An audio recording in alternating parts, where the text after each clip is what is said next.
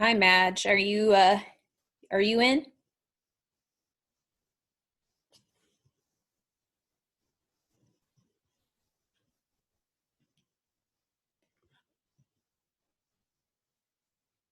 No.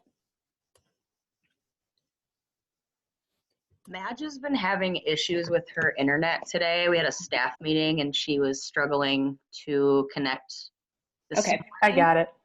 Oh, Um, and I don't know who I'd be introducing, but I'd be happy to give you an amazing. Oh, there she is. Hey, Madge. Yep. awesome. Hey, thanks, Colleen. Yep, I'm here. Sorry, Remy. Oh, no, you're fine. So if people see Eric Rasmussen, that's actually Remy, who is going to be our presenter today. Um, I'm going to let you introduce yourself with your name because I don't want to Mhm. mess it up. But it's you go by Remy, Yeah. Dr. Fadumu. Is that correct? You were close. You tried it, Okay. Famodu, but I did get married. I should probably change my name here soon. So Jackson works too. So what we've been doing for these sessions is as questions come up, they'll either throw them in the chat function or maybe there will be natural pauses throughout the presentation where students can ask questions. And I think we're good to go. So students and coaches, please help us welcome Dr. Remy, who's going to present on nutrition today from Twin Cities Orthopedic and Training House. Awesome. Okay. I'm just making sure everyone is in the meeting. Just double checking here, and I might just mute my screen. But are you guys seeing my PowerPoint right now? Just maybe some head nods to see. Okay, great. All right. So, and yes, we do have it recorded, and I will send that over to Madge as soon as I kind of figure that out after. But I'm probably going to take myself off the screen here and get you guys going. Okay.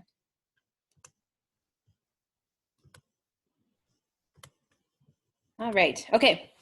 So yes, what we'll be talking about is some fueling strategies for athletes. I was able to receive some information from your strength coach, your athletic trainer, as well as from Madge of things that maybe you guys would be interested in.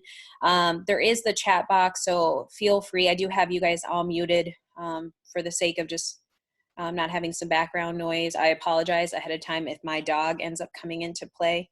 But yes, there's the chat box if questions arise as we go.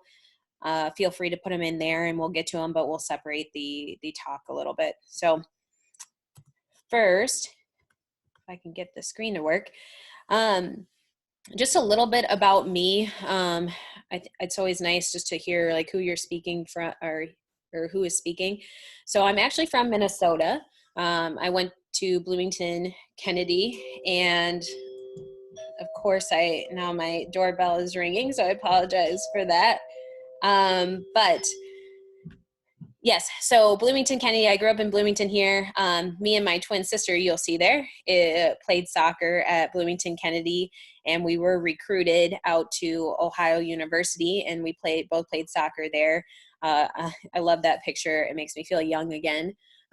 But it was there I fell in love with nutrition. I didn't really know that nutrition even existed as a profession until they told me, I think it was going into sophomore year in the fall, where they're like, yes, you have to declare a major. And of course, I was like, I took a nutrition 101. I'm like, oh, I love it. I'm going with nutrition. Found out that there was actually a career path to that. And here I am today. As a dietitian. But so that's where I majored in dietetics, played soccer. I actually tore my ACL my junior year. I had a redshirt year. But if you didn't know this about dietitians, is that we kind of, in order to become a professional or a registered dietitian, you then have to do kind of a matching process like you do for medical school. And so you have to apply for an internship and it has to accept you. And so my fourth year, I had the decision whether I wanted to do a fifth year, potentially go into exercise physiology or continue on that nutrition path. Luckily, West Virginia University took me in as an intern. I was able to complete my internship there as well as do a master's in nutrition. And what I focused on for my master's thesis throughout that process was how does sleep impact nutrition? Really fell in love with it. That was like when all the guidelines were coming out, they were saying how athletes needed to get more sleep. So you might hear me talk about sleep and recovery here today. And it's very important. I studied cross country and track and field female athletes during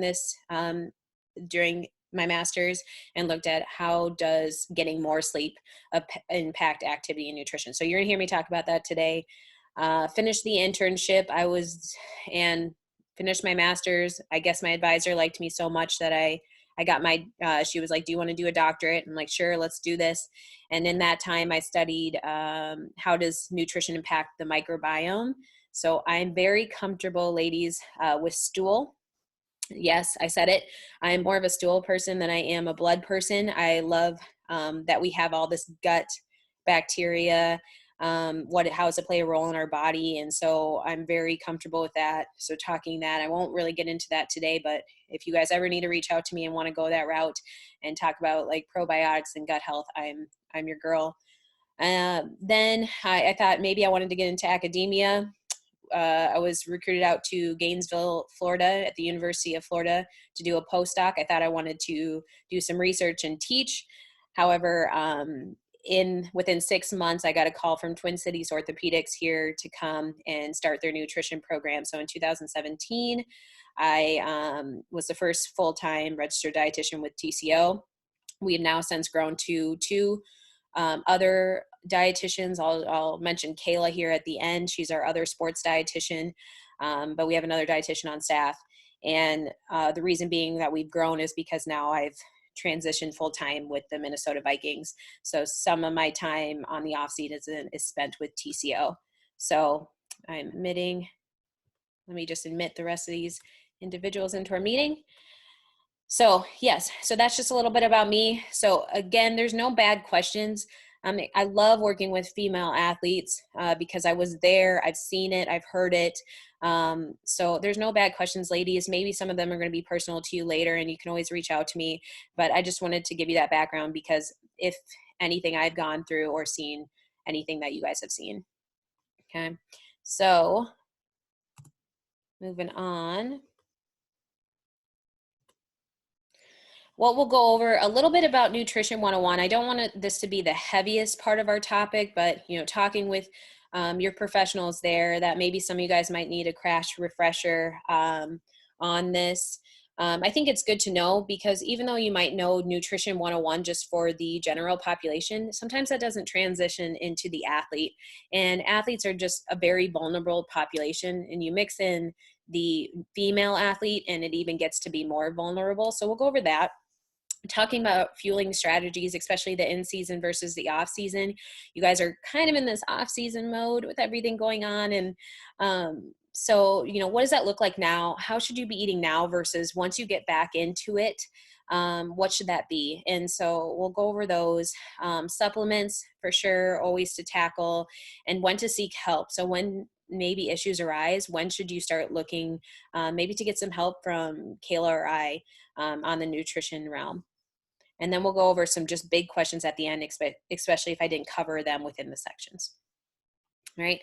So starting off, I love this quote because really, it screams a lot. Nutrition's always kind of put on the back burner, especially when athletes are going through with classes and they have their sport.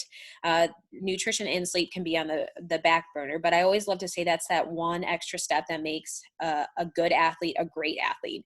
So this quote from the Academy of Nutrition and Dietetics: poor nutrition can make a great athlete average, but good nutrition can make an average athlete great. So an example that I love to give here, so LeBron James, most of us know him, amazing athlete. He was basically straight out of the womb, could probably be shooting 3-point baskets, right? He's just automatically that athlete. He's great. However, if LeBron were to focus on his nutrition and have it be poor nutrition, right, then his game might be a little bit thrown off, right? He might have a bad game, and that can make a difference between winning and losing. So I always say that nutrition is just that one step up, and it really can take you from the next level, whatever that is in your sport, and make a big difference.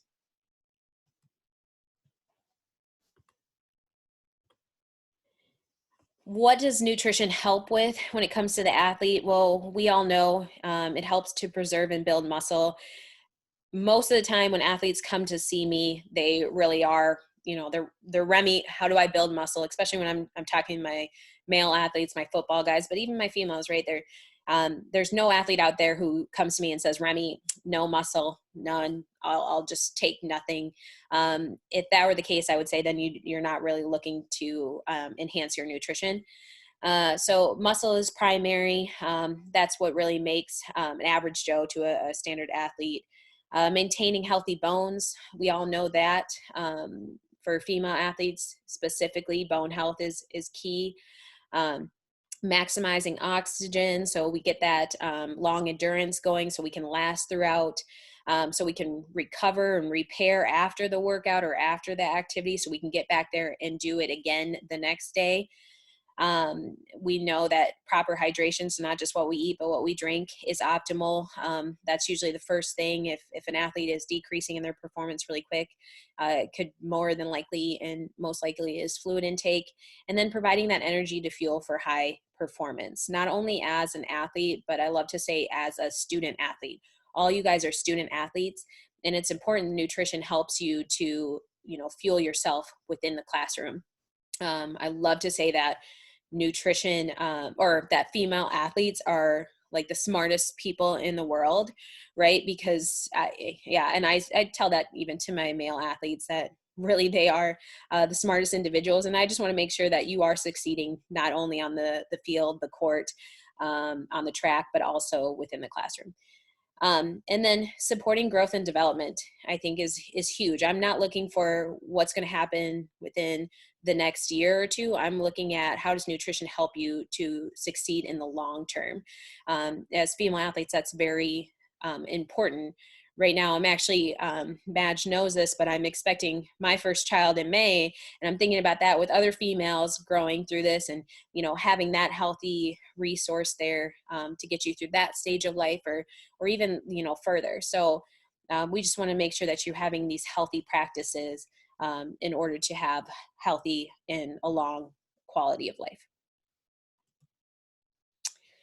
You guys have probably seen this sign floating around in your school. You've maybe learned it in the classroom somewhere. But these basics to healthy eating is really what comes out from our academy every 5 years. They come with recommendations for the general public. This one being the My Plate. So we have fruits and vegetables. We have our whole grains. We have our lean protein and dairy. The reason being why they transitioned to this plate, they used to have the My Pyramid, and that was prior to 2010. That was when I was going through school. And really the reason why they transitioned is because you will always remember this plate. Even if you don't remember anything else I say after this talk, if you can just remember this plate, you already know how to eat healthy in general. If you could just remember it. So keys to it, though, are variety. And I love to stress that there's really no one magic food. I love them all. I think even when it comes to athlete, I'm not saying anyone is better than the other. They all provide different things that the others don't contribute to. And so it's really important that you do not just eat one certain thing or a couple certain things, but you really try to mix it up in all of those food groups as well. And then moderation. I think all foods can fit. Yes, chocolate can fit, ice cream can fit. Pizza is my favorite food group. It's not shown on the plate, but that can fit. I don't like to restrict individuals. The reason being is because if you told me that I could never have ice cream, first thought is, when can I get ice cream next? I've been so good. And then when it comes down to I allow myself to have it, then I might be taking down more than I needed. So moderation, knowing that you can have things, but maybe making sure it's at appropriate times and appropriate quantities. And then wholesomeness, of course, choosing natural, less processed foods as often as possible. That's for sustainability purposes, definitely environmental, but also just know that once you start adding things in, it can get a little bit dicey in terms of nutrition and quality, and may not be maintained. And then consistency. I preach this all the time with my athletes, is that as like you are consistent in season or with your sport, right? You want to be consistent with your nutrition practices. Consistency in how much you're eating, when you're eating, what you're eating. Consistency is so important. That's going to help you maintain your goals and to build these healthy habits. So you might hear that word consistency throughout this presentation. So I tell the athletes and I tell the coaches, if I'm meeting with parents, is that you really want to educate yourself and your teammate, right? I always get this, I hate to use the word diet, because diet usually has like a negative connotation attached to it. When someone comes and tells me, you know, Remy, you're just going to put me on a diet, or Remy, I'm going on this diet.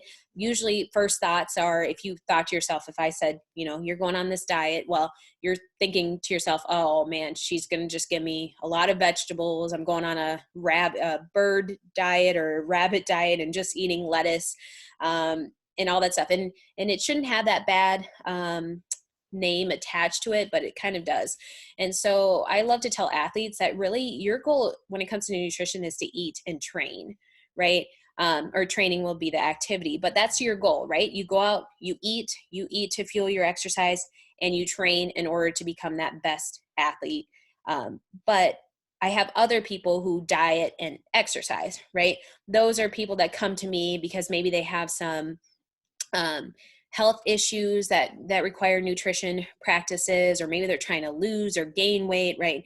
We know those type of people. But all of you guys sitting here today, you guys should know that you should be eating to fuel your body and training to be that better athlete. So recognize that if you do have an athlete coming and saying, I got to go on a diet, well, no, say you just got to eat and train right. And all of those will fall into becoming the better athlete that you will be. So looking at where athletes get their energy, what we know in energy comes from, or energy is the term for calories, where we get that from food. But I do like to call it energy because that's our body's fuel. Just like oil to a car, right? Food is the fuel for our body. And where that comes from, most of you guys know, is in the form of carbohydrates, protein, and fat. And primarily when I'm talking to the athlete, I'm talking about carbohydrates. So we'll talk about that here coming up. But primarily, these are where we're getting them from. We need them all. So not one is superior to the other, but when it comes to quantity, you know, some will be more than others. When we talk about calories, yes, everyone has individual needs, and they could be higher or lower just depending on your level of physical activity. Right now, if you guys are not training as high as you would be in season, then they would be a little bit lower just because you're not burning as much energy. But once you get back in, it means, yes, then we got to change it up and we got to give you a little bit more to support that training. And then you have things that don't give us energy, so our body's ability to go and to move, but it helps to yield that energy, to release it, and those things being vitamins, minerals, and water. So those are just as important too. And looking back on those food groups, we find vitamins, minerals in different varieties of those groups.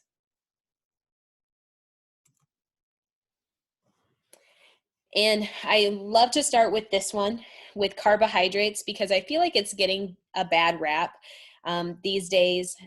We always hear about low carbohydrate diets, and athletes should be getting rid of carbs if we want to look a certain way or feel a certain way. And carbohydrates are just bad, bad, bad, bad.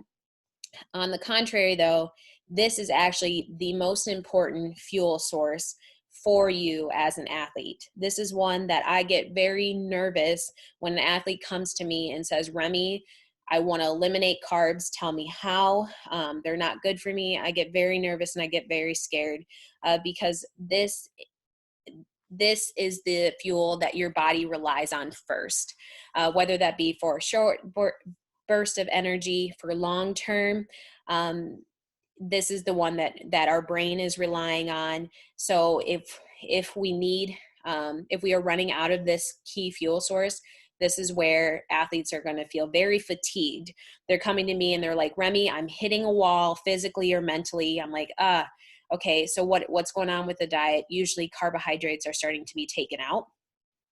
Maybe if an athlete is limiting carbs, they're going to think that an activity they just did yesterday or the day before, that same activity is going to be even harder. So even though it isn't, it's the same activity. Well, now we have this perceived exertion that it's even harder than it was because our brain is now running low on energy.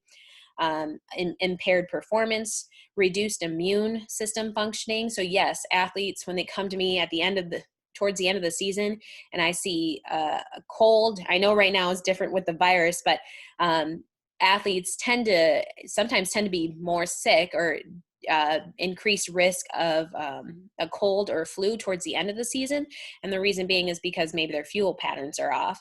And most of the time it's carbohydrates might be the one that's limiting. So I do see reduced immune system function. I do see increased risk of colds when it comes to low carbohydrate sources. And then increased risk of injury as well. If we're not having the stores found in our liver and in our muscle, and we're running low on those stores, well, now we're starting to turn to alternative sources in our body, and that's increasing our risk for injury, whether that be from bones or whether that be from muscles, tissues, ligaments, any of those. If we're not getting or properly fueling our stores, then we're going to start taking away from our body. So carbohydrates are very, very, very important, and one that I never stress for athletes, make sure you're getting them. And when it comes down to it, there's two types. You guys have probably heard of this. We have ones that are more complex or slow. Those being they release slow in our body. So we burn them, but they just take a little bit longer. And the reason being is because they usually have a fiber component attached to it. And fiber just takes a longer time in our body to release. And although we don't digest it, it still moves slow within our body. So things that are complex or slow. So again, like maybe 2 to 4 hours for our body to utilize all that energy. Well, we have the starchy vegetables, those being peas, corn, lima beans, potatoes, even our winter squash, our beans and legumes, as well as our whole grains. And then we have the other type, which this is usually when someone comes to me and says, Remy, no carbohydrates, they're usually looking at this group. And the reason is because there's usually a sugar component attached to it, and people think that's a bad thing. Well, if we look at sugar, we can get it added into foods or it's naturally found in foods. So, and the reason why these carbohydrates are simple is because they're quick to digest. They maybe digest minutes to maybe an hour in our body. So they have a quick source of energy. So fruits, milk products being dairy and yogurt, sugary processed foods like our candies, our cakes, our muffins, all those. And then the refined grains. Refined grains are opposite of the whole grains, and those being our white rice, our white pasta, our white bread. So I stress these two because these will come up later when you look at when you should be incorporating these. I'm not getting rid of simple. I'm not getting rid of complex. But again, maybe there's times within the day of when you should be taking these in. So how much carbohydrates do you need if you're asking this? Madge is going to send you this PowerPoint again afterwards, but it all depends, right? But for the athlete, you're really looking at, for you guys sitting here, probably within that moderate to extreme. And it just depends on how many days a week or how many hours a day that you might be working out. And so really when you get into in season, you need to increase carbohydrate needs. Again, that's just because your body needs that energy versus maybe right now you're kind of in the lower and you don't need as much. And so, but really athletes primarily still should be taking in about 50 to 65% of their energy coming from carbohydrates. And again, that's very important because we want to maintain your muscle. We want to limit fatigue. We want you to get all the nutrients possible.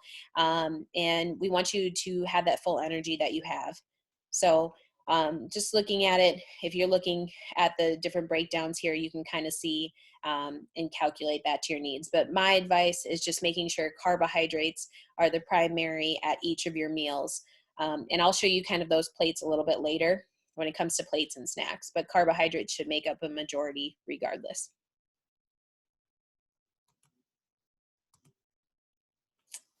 What happens when you don't get it? We mentioned this a little bit, but I wanted to give you this study because I think it applies to all of us, or to all you guys. And so think about when you have those training days, and you might have back-to-backs, or you might have a practice in the morning and then you're lifting late at night, or you're doing some activity later, or thinking about, those days where you're just working out hard and hard. So if you don't maintain your carbohydrate stores, you can progressively get to an energy. Maybe it doesn't happen in a single bout of exercise, but if you don't increase it or increase your carbohydrate intake afterwards, right, and replenish it, well, then you're lowering your stores more and more. And so I think this is better represented in this chart here, is that even with repeated days, you can get to that very low point of energy in your body, and that could lead to fatigue, not being able to practice the next day, injury, and all those things. So just think about always fueling right. When we talk about fueling practices here in the next section, always think about restoring it as soon as possible, because you don't want to get into this fatigue stage where you're then not able to participate in activity. And then protein, most of the athlete's favorite macronutrient of choice, again, because of that muscle. This is the one that's always the favorited. So carbs are the enemy. This is the top. This is the one everyone wants. Well, I guarantee that most of you athletes out there are probably getting enough protein. Yes, it's protein is to help build muscle. It's to repair it, for hormone production, immune boosting. It is an energy source within our body, meaning even during exercise, we might use some protein, and usually that's coming at the very end of an extreme bout of exercise. But in general, we never want to utilize this source because we don't really have a lot of it in our body. And if we do, it's in our muscle, and the last thing you want to do is start using it to for your energy. So important to get the carbs so you're not using protein. High protein sources do come from our meat sources, our dairy products, our eggs, nuts and seeds and beans. And the best advice that I tell everybody when it comes to protein, so carbohydrates, and I do apologize because I say some corny things, but I learned these from over the years in my training, and it helps me to remember. And so the first thing that I always talk about is if you're thinking about building a fire, right? There's many parts to a fire, but the first one to get it going, you really need some like paper source or some kindling or like some small twigs and stuff. That really gets the fire going, right? So if you just put paper in the fire and lit it up, well, chances are it's going to start burning. It's going to burn very high, but it's going to last only a few seconds, right? That is your carbohydrate source. However, protein is like the wood to the fire, right? It's going to make that source or that fire last longer. So that's the wood, that's the logs. However, if you ever just try to start a fire with logs, right, it's not going to get going. So you can't just build your meal or your snacks with just protein, right? It's not going to help your energy. It's not going to help your mental capacity, all this stuff. So it's good to have the protein, but you can't just have a whole fire with wood, right? You need a majority of that other stuff to get it going and then have some wood pieces in there. So the best thing you can do with protein to either help build muscle or maintain energy is to get enough of it, but spread it out throughout the day. So yes, athletes need a little bit more because we are putting our body through extreme exercise and we're breaking down that muscle. So we need to build it back up. So you can see with the recommendations there, more athletes our athletes are usually on the higher end of that spectrum of, I would say, either 1.2 or higher, versus the average Joe is around that 0.8. But the best thing you can do, and again, unless you are limiting protein sources in your diet, most of you guys are getting it, but the best thing to do is to spread it out. Have it at every meal and snack, not being the majority, so you can build protein source or muscle in your body, but also feel good and have that energy last. And I don't want to exclude fat here, but really quick, fat is essential. We need it. Having that supporting tissue in our body helps for us to maintain body temperature, supports our immune function, and it supports certain vitamins and minerals so that we store it in our supporting tissue in our body. So healthy fats are very good for inflammation. They are used as an energy source. More of our endurance activities, or even while you are sitting here listening to me, fat is being used as the primary energy source. But fat is kind of like sand to a fire. The last thing you want to do is put that fire out. So just having fat as your source, not ideal. So when it comes to what should the majority be, again, carbohydrates, and then fat and protein kind of want to make up the rest. But then you have healthy fats, you have some good fats, and usually those good fats are coming from our cold water fish, our nuts and seeds, nut butters, olives, olive oil, canola oil, and avocados. So sprinkling those in for sure throughout the day. So overall, just to wrap up that section, I just wanted to say, healthy diet does matter, especially for athletes, because we know what it does to our body. It helps us to perform at our best. And if we're not performing at our best, we're performing average. And we all know that we all want to be at the top of that, of our sport. Really to eat real whole food, variety. There's no one magic food, to really that everything fits, but we keep it in moderation, and we really want to look at consistency, which we'll talk about more here.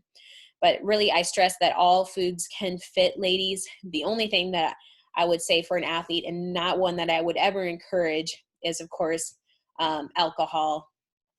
You saw that I didn't even mention that in here, because there's really no place for that for you to be a top athlete, just because it doesn't really do any good for the body whatsoever when you're participating in an activity. So that's pretty much the only food that I really make an exception on when it comes to athlete, but all foods can fit.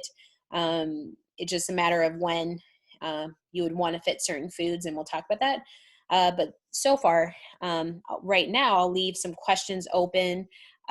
Madge, if maybe you want to direct those questions to me so I can leave the PowerPoint open. Yep, I can do that.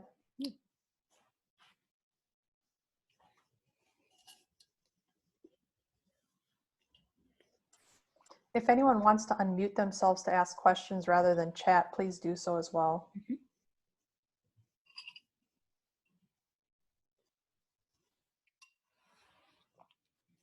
And please don't be shy, ladies. Maybe if something doesn't pop up right now, I can answer it later. But I do, I coach 16-year-old soccer girls, and I feel like they're talkers, but there's no bad question if I'm comparing. So there's a question from Olivia. She says, when you say eat to fuel your body, how do you separate that from restricting your diet? Yeah. There's a second part to that question, but if you want to grab that first. Yeah, actually, you know what? Finish with the question, and then I'll definitely answer it. Yeah. Second part is, also I've read that to lose weight and gain muscle simultaneously, you should increase your protein intake. Is that true? Yeah. So very good questions, Olivia. So eat to fuel, right? The restricting, I think, comes in many forms too, whether that be you're restricting a certain food group or you're restricting total energy. And so the last thing you want to do is restrict total energy that doesn't match the output of activity. And what I mean by that is maybe you're burning this much energy during activity, but you're only taking in less than that. So it's like a teeter-totter, right? And for an athlete, especially those in season, I never want to put an athlete in a deficit, because once that happens, what you're doing is now your body's going into like a starvation mode. And that starvation mode, now your body's looking for, well, if so and so isn't going to feed me, right? If Remy is restricting and I don't get any of these sources to match this activity, well, where am I going to start pulling from?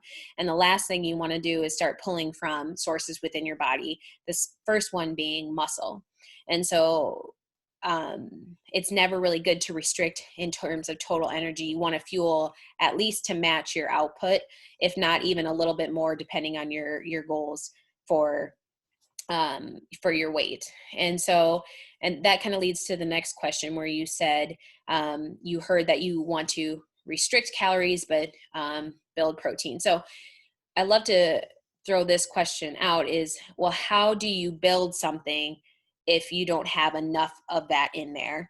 And so if you don't have enough energy, especially your muscles primarily focus on carbohydrates. Yes, they need protein, but if your body doesn't, your muscle doesn't have carbohydrates, that it's its first energy source, well, now it's starting to pull from protein. And so how do you build your muscle if it's starting to eat itself up with its protein and you're using that as your energy? So the last thing you want to do is restrict calories in order to gain muscle. And so, maybe that answers that a little bit. But for athletes, I never tell them to be in this restrictive mode. Yes, if there is some weight goals, this is the time to work on it, would be in the off season. You still want to have adequate amounts of protein and carbohydrates, but it depends then on quality. And we'll talk about that on the off season here. But in general, for athletes, you want to have a high metabolism. Your brain needs to be going all the time. You want to have that high energy. And so it's important never really to restrict. There's another question that came in. Yeah. So if you're on the road, you're traveling on the road and the choices are limited, when it comes to what are high nutrient options? High nutrient options. So I guess I might save that question a little bit for the end, because I do have a slide there on some snack options and stuff, and we could talk about that towards the end if I don't get to it.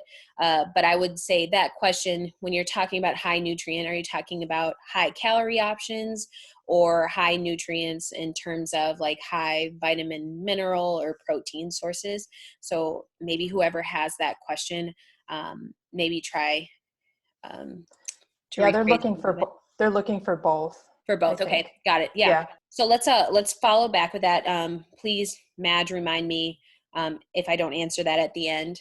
But there is definitely ways to do that. And it might be something that between me and that athlete share a separate chat on. Any other questions before we move on? Yes. What are ways to boost your metabolism? Ways to boost your metabolism. The first thing I say to boost your metabolism is to eat often and spread it out. So it really is that, because it goes back into that starvation mode. If your body isn't getting enough nutrients, again, it's going to try to shut down on you and try to use as less energy as possible. And so metabolism usually goes down at this point, because your body wants to make sure it's saving as much in case that very end, right? In case it never gets something again, we have to start shutting down places. And so what you need in order to increase that metabolism is definitely eat often and be consistent. Another thing is really to get fluids, so proper fluids, and we'll talk about hydration for sure. That just makes sure everything is running smoothly. And then more so quality over quality of your food. So are you choosing more natural sources? Are you choosing from the ground up? And are you doing the right amounts at the right time? So those are really big things to boost your metabolism, and staying active as well always helps. Good. I think we're ready to move on, and looks like we've got, about 15 or so minutes to leave a little bit of time for questions. Yeah, so let's move on here. Okay, this next one, the fueling strategies. So meal timing basics. I really want to hit this home really for sure. I do say that athletes for sure have to eat breakfast. That is a huge one. And we'll just kind of talk about that here in the next slide.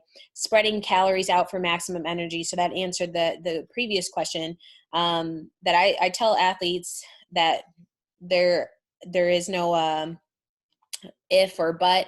Really, it's mandatory to eat 3 meals, and ideally you want to have 2 to 4 snacks. That's in season versus out of season, and this usually does require some planning, depending, you change courses or school is dropped and all those. Now you really have to start maybe planning these out, because you might forget, it might be on the back burner, but that consistency piece matters. And then eating before and after a workout to minimize fatigue and really help with recovery. And so breakfast, this one is so important. There might be ladies on here that are never eat breakfast, and trust me, I was there. I learned the hard way. I never ate it in high school. I thought I was doing pretty good. Continued that practice all the way out through college, and where that landed me was during our 6 a.m. workouts, and I wasn't even able to complete a workout, or I would be in second to last place because I had just no energy to fulfill it. And so really when I started incorporating breakfast, and getting the right stuff, I felt so much better, and my gain it did a 180. And so very important, if I do have non-breakfast eaters out there, start here, because this really provides a significant amount of calories and other nutrients to start your day. This is where you can get a lot and be ready for your first bout of exercise. And that's what breakfast is. It's breaking the fast. You're fasting overnight, and it's very important that you try to get something in order to help stimulate that metabolism we just talked about, and to hopefully increase your energy. So some of the consequences of skipping: you have low blood sugar, fatigue, and poor mental and physical performance.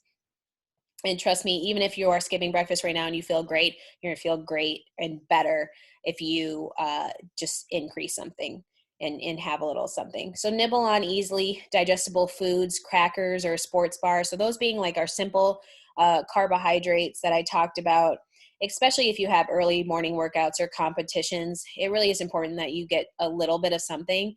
Where I started was just kind of like a little bit of a protein shake, because sometimes it's easier for athletes to drink something than eat something. But then you can start working your way up to maybe it is some crackers or a granola bar or a piece of toast with peanut butter. But if you start working on it, what will settle, what you can have before an event, or when you have these morning practices. So practicing it now is better than practicing it on a very hard competition day. So figuring out what can settle in your stomach. A pre-workout snack or meal. So what should you be eating prior to? The goal of this is really to provide adequate carbohydrates, so that fuel, and optimal hydration. So you're topped off for the workout. So it's not going to be your biggest meal. Your biggest meal is probably going to come 3 to 4 hours before, so it can digest. And that usually will incorporate some of those complex carbs that I talked about, those slow acting carbohydrates, from starchy vegetables, beans, legumes, and all those. And having some lean protein, again, to maximize that fuel. But then when you get closer to the workout, these are where those simple carbohydrates come, maybe some protein source there. But when you get even closer to, maybe it's 30 minutes to an hour, even more simpler, you might just be doing crackers. You might just be doing a piece of fruit or something like that for some of that quick energy. So very important. The best case scenario is you are eating 3 hours before, then maybe another hour before to get to top off, and 30 minutes, maybe you're having some type of liquid meal here. So like milk or water or a sports drink, and we'll talk about that. Bad choices, again, that's that sand to the fire. Last thing you want to do is have a high fat, because that will halt your energy. It will just sit in your stomach. High fiber is because of GI distress. I wouldn't say go to Chipotle and have brown rice with beans and all those vegetables, because trust me, you might be feeling it a little bit later. But for some, I've heard of some athletes doing that and they feel fine. For me, it wouldn't work. But yeah, or anything that you know of that doesn't work well within your body. If you have had milk and it doesn't sit well within your stomach prior to, well, then maybe you do more of a sports drink or a fruit juice. So again, it's practicing this, practicing it now, so you know what will settle and what you can work off of. So, and I do stress this, the pre-exercise meal varies from person to person, from sport to sport. There's no single right or wrong choice, but every athlete should incorporate something prior to a workout. Top your energy off, so you're good to go and you can fuel right. What happens during the workout or the competition? Really, this comes down to fluids and carbohydrates being your biggest one. Carbohydrates is because within it, depending on the workout, if it's high intensity, you might be getting low on those sources. And so having that within the workout is good. Orange slices was what we had at halftime during soccer. For some people, it might be some energy chews, some sports chews, some sports drinks. And sports drinks are great because they also have that water component to them. But really, that's all you want to do is continually try to top off your energy during the workout. Last thing you want to do is have protein in here, because it might not be digestible, and so carbohydrates and water are really critical. Post workout, the goal is really to build everything back up. It comes down to that graph that I showed you, that athlete that was working out consistently, but not topping back off. Well, you want to restore everything that you just burned off, as well as repair your muscles that you just broke down. So best thing here is to eat. The recommendations are different now, but I still think eating as soon as possible, getting something that's very high protein, with electrolytes and fluids, because you lost those through sweat. Eating high carbohydrate foods with some protein. Just some examples are maybe fruit and yogurt, a granola bar, a small bagel with peanut butter, just something, ladies, to get that process starting. And then within 2 hours, having a very decent meal that has the high quality protein, high carbohydrate sources in order to fuel back up. And again, water and stuff is critical, depending on if you lost a lot with your sweat. So, and we'll get to that here soon. But goal is really the recovery. I say post-workout is recovery. It involves 3 R's, and those R's being rehydrate, refuel, and rebuild. So always think of 3 R's post-workout. You guys have Core Power at your facility. This is perfect. You got high quality protein. You got some carbohydrates coming from your milk and dairy source, but you also have the fluid coming from the milk in there as well, and some electrolytes that are provided. So this is perfect. If you can get this within 30 minutes and then have a really good meal afterwards, awesome. You're on your road to recovery. You can go back out there and do it again tomorrow. So very important to do that post-workout when your blood's flowing everywhere to your muscles and to all the parts that have just lost all that energy. Hey, Remy, I'm going to jump in with a quick question. Yeah. You might be getting to this, but so sports that have extreme temperature shifts, so like hot and cold weather, Yep. are there specific types of nutrition when you compete in those extreme temperatures that you would want to look for? So with hot and cold, so I think most important when it comes to temperature variation is fluids. Even if it's a cold sport, you're still losing fluids. Maybe you're breathing or your body is shedding to maintain temperature. So it's very important that hydration is there. We tend to drink colder fluids with heat in hotter sports, but then in colder ones, we forget to do it. And so it is still critical. So maybe it's more hot fluids here, which is fine. Maybe drinking maybe more tea, less caffeinated tea, hot water, having soups and stuff like that is just very important. I saw that even going from indoor to outdoor with soccer here in Minnesota. So that's the bigger one, if anything. Otherwise, when it comes to other certain nutrients and stuff, I would say doesn't super matter when it comes to temperature. So carbohydrates still important, just depending on the sport, maybe more so. But yeah, if anything, it's more fluid intake. Hopefully that answers it. Yeah. And then I wanted to throw this out here because I have a lot of athletes saying, yeah, pasta dinners, like our spaghetti dinners, they're going to make the great success, right? I say, well, you know, because they think athletes think about this as like carbohydrate loading. Well, I love spaghetti dinners, don't get me wrong. But that one dinner doesn't make a difference if your nutrition practices haven't been on point, sorry, for the last like weeks or months or days leading up to your competition. So really it comes down again to that consistency. Success is the sum of small efforts repeated day in and day out. So even though you even if you had this awesome spaghetti dinner, ladies, the night before your competition, doesn't make up for if you were eating junk food and all that stuff and weren't preparing for your competition with those consistent meals and snacks prior to that. So again, thinking about eating frequently throughout the day leading up to the performance, drinking plenty of fluids, avoiding gassy foods probably the night before. You want more simple carbohydrates potentially, maybe not whole wheat pasta here, but maybe some, maybe more of the refined pasta. Avoiding high fiber foods, sugar substitutes, and alcohols. Not experimenting with foods. This seems like a no-brainer, but the last thing you want to do is have something new the night before or whatever, and then feel the effects of that on your competition. Your last meal at the end of the day before competition should be high in carbohydrates to top off, but moderate in protein and fat. And then it's okay to eat or drink a bedtime snack following that night too. The reason being, again, another opportunity for us to top you off before you go into that fasted state. And so you're not feeling super hungry in the morning in case maybe you're having the jitters. So very good just to stay consistent.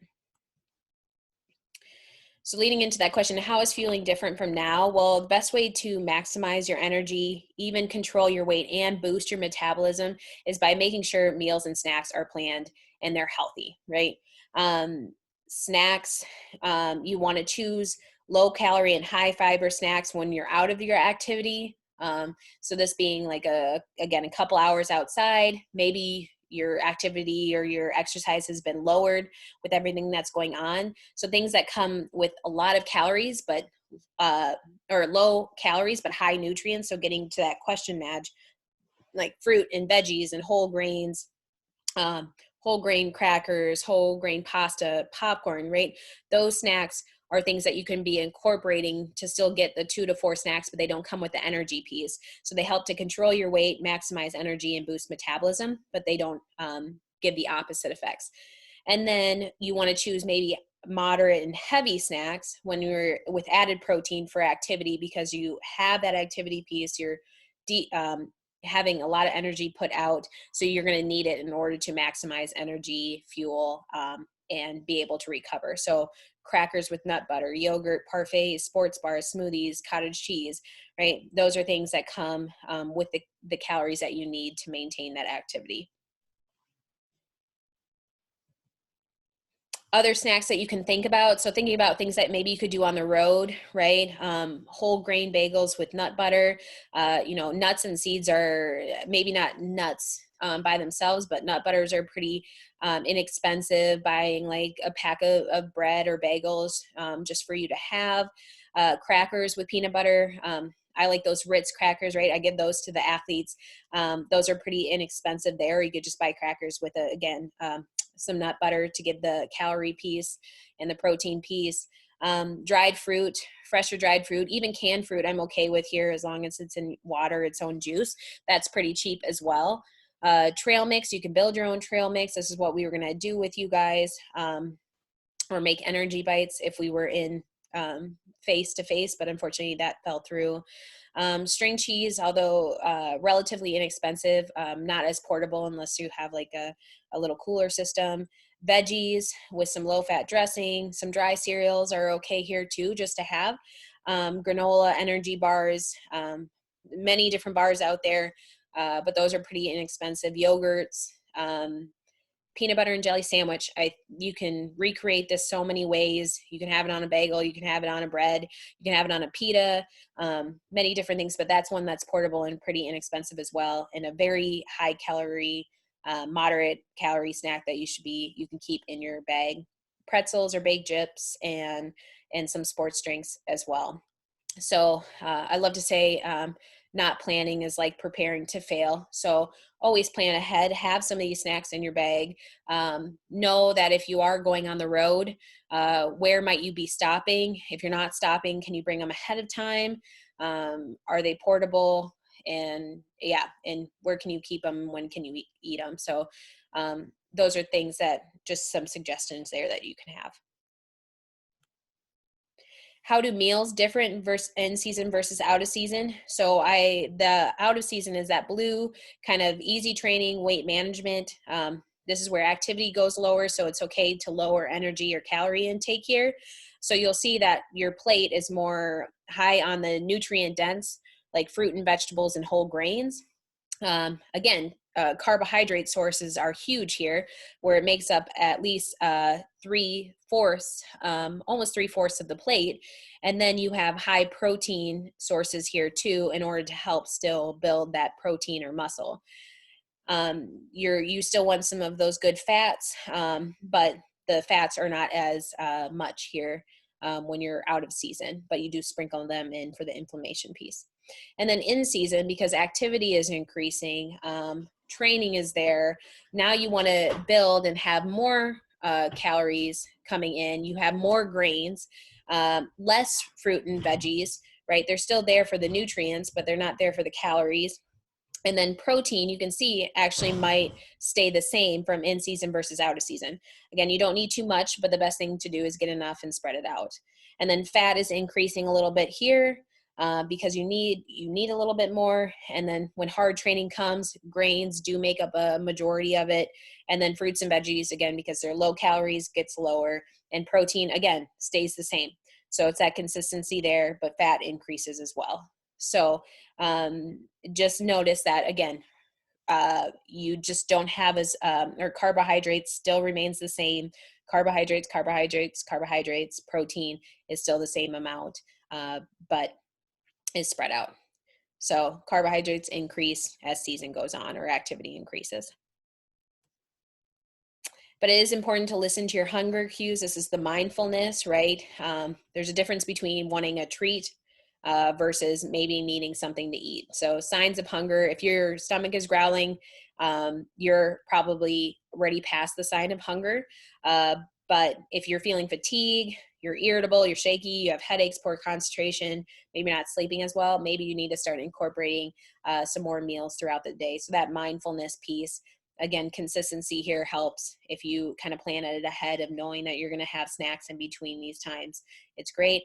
Versus a treat that's just maybe you ate maybe 20 minutes ago, you don't have exercise, you didn't work out, but that chocolate cupcake is just sitting right there. Well, that might not be more of a hunger sign, but more of a, I'm just wanting a treat because it's there. So just knowing the difference there, that's that mindfulness of knowing how much you need to eat and when. And then just checking the time, we're getting really close. So hydration, just really quick. Dehydration, if you're not drinking enough, this could lead to decreased performance really, really quick. So it's very important that you are hydrating. A simple pee chart or a simple urine chart tells you if you're pretty hydrated or very dehydrated. So I say lemonade, not apple juice. Lemonade being pretty good hydration versus apple juice being very severe dehydration. And you don't really need to have clear either. Clear might be overhydration, but just drinking often, drink before, during, and after exercise. You have a lot of options out there, ladies, but the best, what you should really be looking at, water, throughout the day, drinking about half of your body weight in water or actually in non-caffeinated sources, either coming maybe from fruit juice or low-fat milk. I swear the younger the athlete I talk to, they're drinking coffee and they're drinking it black or they're drinking it tea, but I would say water is your primary going for some 100% fruit juice or low-fat milk, and then coffee and tea usually comes with caffeine and does the opposite effects of hydration. So it's okay to throw it in there, but you're always bombarded with all these drinks, and there's no need to really pay the money to do so. You can always make water fancy, and it doesn't have to just be water, but fruit juice and low-fat milk can substitute. I'll skip this. You guys will have it, but again, just drinking often, looking at the signs of the urine chart to making sure you're hydrated, whether to choose a sports drink or water, water throughout. You have the sports drink that I said that could be during the exercise or maybe right prior to, because it gives you the carbohydrates and electrolytes. And for some athletes, if water's boring, having a little bit of this throughout helps them to stay hydrated. It also gives those electrolytes. So salt is one that we shed in our sweat. So those sports drinks help. And then post-workout is where you want something like your Core Power or your high protein shake for right after for the recovery.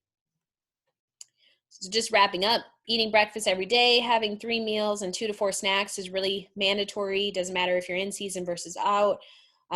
Using training to experiment with foods, recover within 30 minutes, and water first, and then you have the other sources. So with that ends that section. Is there any questions there?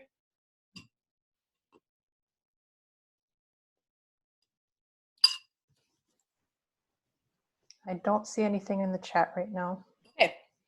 Well, how about if you guys have things going, just skimming through like the rest of these slides, and then Madge, just feel free to stop me wherever. Ladies, again, you're getting these PowerPoint slides, so you'll get the rest of this information, but I can stop if you guys have any questions in the meantime. But things I wanted to talk about, just supplements, ergogenic aids. These are things that enhance an individual's energy use, production, or recovery. So the supplements that you guys might be thinking about or taking, it's just important to question whether they can be helpful or harmful. I am a food first person, because you just never know with supplements. They could be dangerous. Question the efficacy of them, meaning are they doing what they're saying they're doing? They can be expensive, and as an athlete, they can be illegal. And I've seen the best of the best go down, get tested, because they just don't know. Supplements are tricky. They're not regulated by government. So they could basically say anything they want to get the individuals to buy it. And their popular market is the athlete, right? Because you want to be the best and you want to do it sometimes too quickly. And it could be harmful for you or take you out of your sport. So big red flags right off the bat. If you're looking at a supplement and it's saying it's going to burn fat really quickly, melt away fat, it's going to be an energizer booster, build muscle really quick. It has these exaggerated claims like it's going to cure this. There's weird ingredients, so you don't even know what those are or can pronounce them, or it's a metabolic booster. More than likely, I would say not a good supplement. Don't even think about it. We always are looking for the quick answer, and supplements tend to, again, get the best of the best. And it does not make up for an inadequate diet. Most of the time, people who are coming to me to asking about a supplement, well, I can pinpoint places in their diet where they can help boost their metabolism, boost their sleep, help with their weight goals, just by that. So I question that. So I wouldn't do a supplement if you don't need to, and they can be expensive. Things that you should be looking for and that you can ask your physician on, as female athletes: iron, calcium, vitamin D, and omega-3s. I give you some sources there, but these are things you should be checking daily, making sure you're getting adequate amounts of these in our body, because they do help with activity and health. Other popular supplements might be these ones that are considered to help enhance performance. But you can, again, what I show here is that you can get them from food sources, so you don't have to go right to the supplement.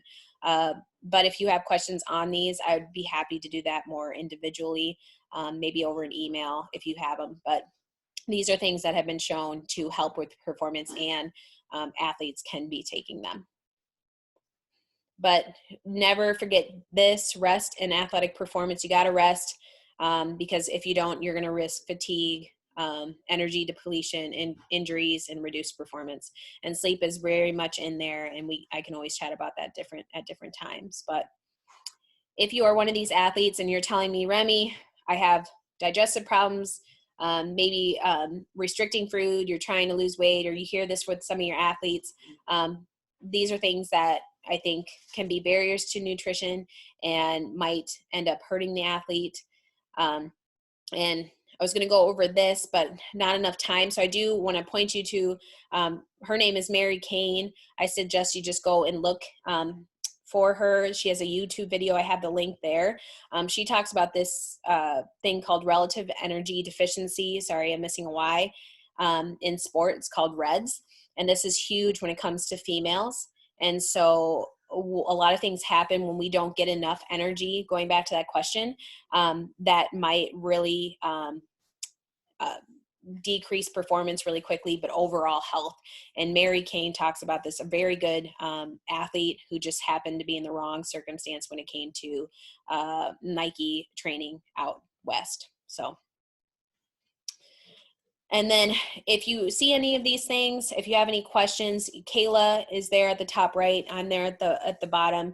Please feel free to reach out, especially if you're one that has noticeable and quick weight loss, loss of cycle, for sure, females, stress fractures, you're fixated on maybe a weight goal and you want to look at supplements, or you're eliminating groups, please, by all means, reach out to us. We're happy to help, and we want to be there for you. And with that, I want to wrap up. Things to remember: train hard, remember to rest, eat enough to support your training, and put food first. So that's the big goals here at the end of that section. And with that, if there's any questions, I know some participants are sneaking out of here, which is, I know I'm over time, but any questions for those that are still on? Remy, thank you so much for all the information. And it looks like there is a question here from Don. Yes, as a coach of the basketball team, you talked a lot about eating breakfast and the importance, which I just so agree. Mm-hmm. But what do you do when athletes acknowledge it, but don't do it? And don't do it. Yes. Very, very good question, Don.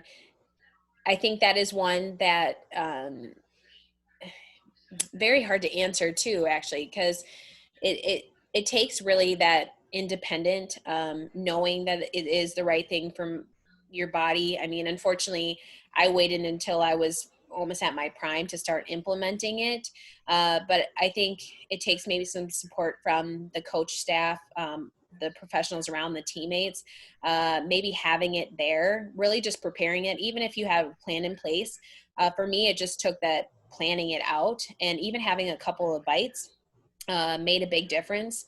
And really it might come down to that. And some athletes, again, might start implementing it, some might not. But if you can at least try to plan it, and at least try to make a small goal for yourself to get a little bit at a time, or at least try it one day out of the week, and see how it goes, then it might start getting better. But I think, it does take some personal motivation on the athlete's end. You can preach it all you want, but they gotta practice it. Thank you. Are there any other questions?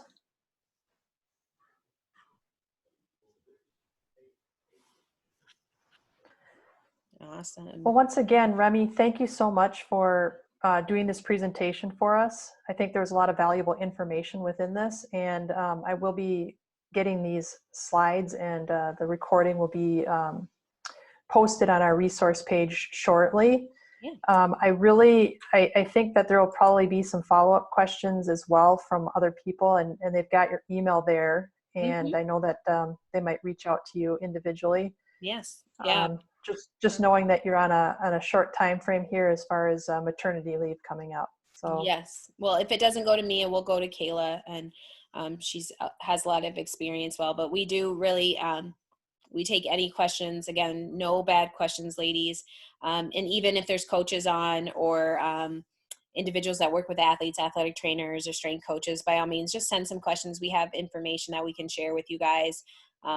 Would be happy to talk with the team again, or with the individuals again, hopefully in person, maybe towards prior to season coming up in the fall, maybe. So it'd be great.